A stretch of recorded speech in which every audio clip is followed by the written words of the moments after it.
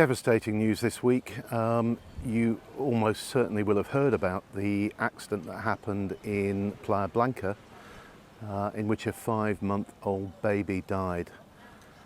The story is a British family, mum, dad, grandma, granddad, were walking with the 5-month-old baby in a pushchair in Playa Blanca on Avenida Archipelago.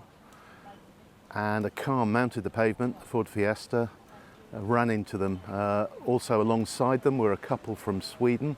All of them were hit by the car, which allegedly was travelling at least 60 kilometres an hour.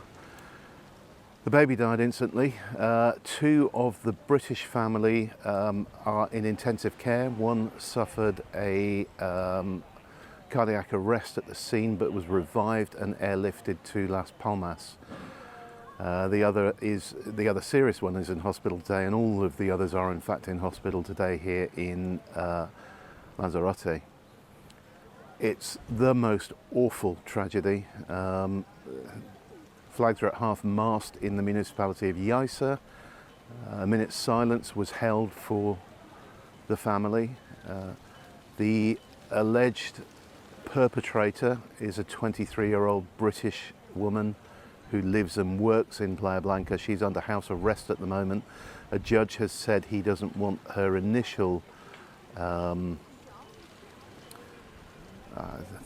to think of the right word, sentencing isn't the right word. He doesn't want the initial hearing for her until it's clear how the other victims are doing, so she's currently under house arrest. But so many people's lives have been affected by this, and the island effectively has been in mourning since this took place on Monday evening at about 6:20. So from a very sad Lanzarote, and I'm deliberately filming this with the beach as a backdrop, this initial part of this week's news. From a very sad Lanzarote, we'll go on with the rest of the news for you to keep you up to date with what's going on here.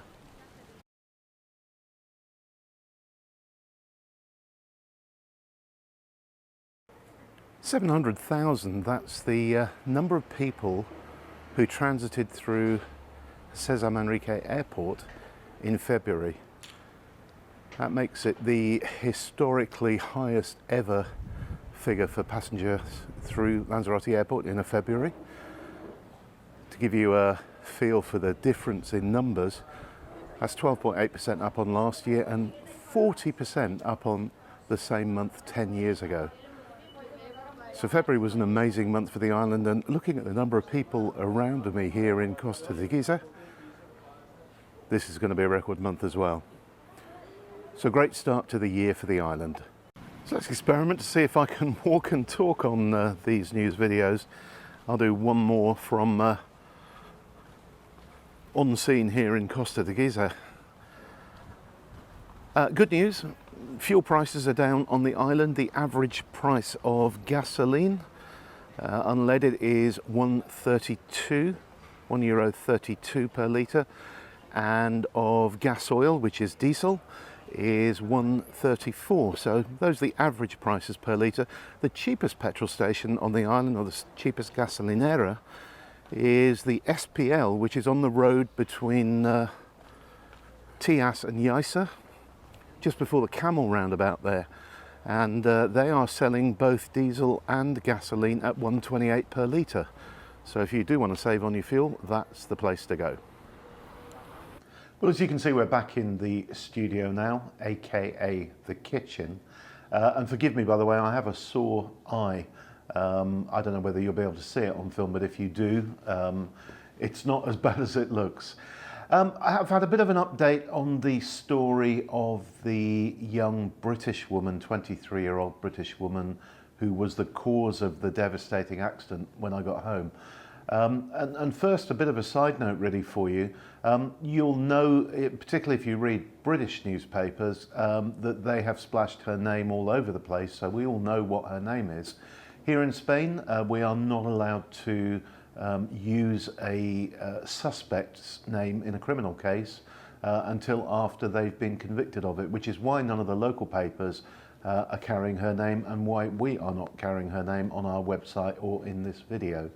But anyway, the update is that she was summoned to court today. Apparently she was unable to testify as she suffered a nervous breakdown, which kind of is understandable, I guess, in the circumstances.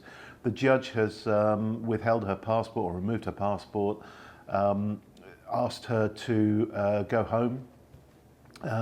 She's pending charges for homicide and driving under the influence of drink and drugs, basically toxic substances, I think were the exact words, and has asked her to come back to testify in the pre-trial as soon as she is able to. And I'm sure that will happen in the next few days or so. So that's the update on that story for you. But let's get back to some more normal news now. And the first is that we have a heat wave forecast for this weekend, the first spring heat wave. Temperatures in the low 30s are expected on the island with a light easterly wind, and it sounds like it's going to be an absolutely fabulous weekend.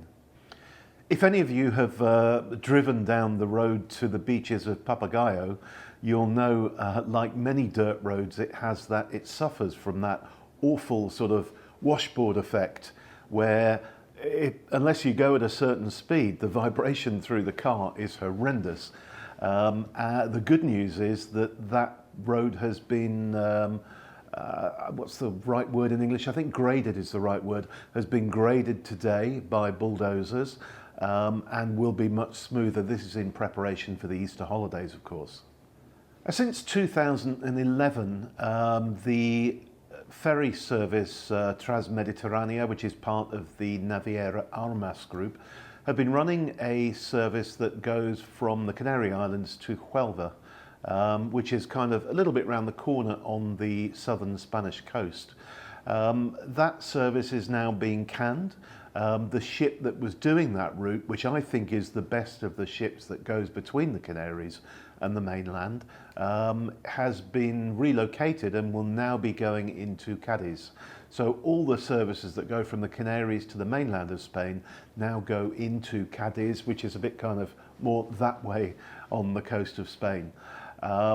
It's quite a long crossing to get there. It's basically 3 days, so you're 2 nights on board the ferry, but you can take your car. We've done it. It is doable. I mentioned the La Salle shopping centre, which is the new shopping centre right on the promenade in Playa Blanca, close to the marina and directly in front of the Barceló Playa Blanca resort. And the supermarket there has now opened. It's Iperdino. It has a bakery, it has a really good wine selection and booze selection, and it is now open every day from 8:30 until 10 o'clock at night. I love César Manrique's wind toys. They're incredibly intricate if you look at the detail of them, and very, very well engineered and designed.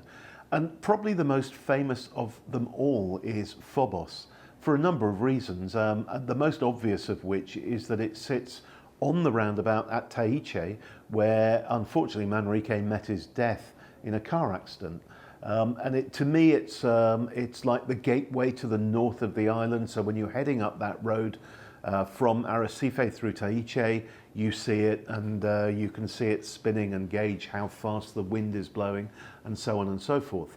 The good news is it's now been lit up. It's never been lit before, so you don't really notice it at night, but it's now been lit, and we're looking forward to getting some photos for you of it next time we pass it at night time. An interesting stat came out from the tourism department this week, and that is that cruise ship visitors spend on average €100 per day when they're on the island. And we've had a very large number of cruise ship visitors into Arrecife this winter. And as you know, Playa Blanca, Oscar Nora, the mayor of Playa Blanca, is trying to get smaller boutique style cruise ships to dock into Playa Blanca in the future. So that's good news. They come onto the island, they're very happy to spend their money, and we've been in Arrecife this week actually when a P&O cruise ship was in, and there were just loads of Brits in Arrecife spending their money in the shops, the bars and the restaurants and the duty free and so on there. And this is where I ask you for a favour, please. Would you please subscribe to our channel here? You'll help us to build it and make it more useful and more worthwhile, and encourage us to do more videos. Somebody asked me last week if we'd start doing live YouTube videos. And yes is the answer. If that's what you want, we'll happily do it. If you do want us to start doing live videos on YouTube, which will give you a chance to ask us questions in real time while we're showing you different places on the island, let me know with a comment below after you've subscribed, and yeah, happy to do it and happy to give it a go. We'll try anything. What we want to do, and our mission, if you like, is to give you the best information about Lanzarote possible. If that means being live in the resort areas or other parts of the island while we're out and about doing stuff, very happy to do it. Now, some of you may have seen that we had some really big waves around the island last weekend. We had very high tides and a sort of perfect storm, although it wasn't a storm, of things came together to mean that we had absolutely massive waves at Famara, which washed much of the sand up onto the streets of Famara. We also had a video that we saw locally of a ferry coming into Ursula from La Graciosa, and the waves there are quite big, and the ferry was kind of surfing on a wave, and then it broke behind it, so it kind of filled the cabin area of the ferry with water. It looked very alarming, but was perfectly safe, and I've seen that happen before. But yep, we've had some exciting big waves, and it's lovely to get to the coast to watch them. But if you ever do that, you know, do be aware that they can easily come in much bigger than you expect and sweep you off your feet. And finally, a new co-working space has opened for digital nomads at the Chamber of Commerce's offices. If you've ever driven on the road from Arrecife up towards San Bartolome, past the hospital, you'll have seen the Chamber of Commerce building. It has some very cool solar panels which power electric car chargers outside, and it's a really nice looking building, red and glass.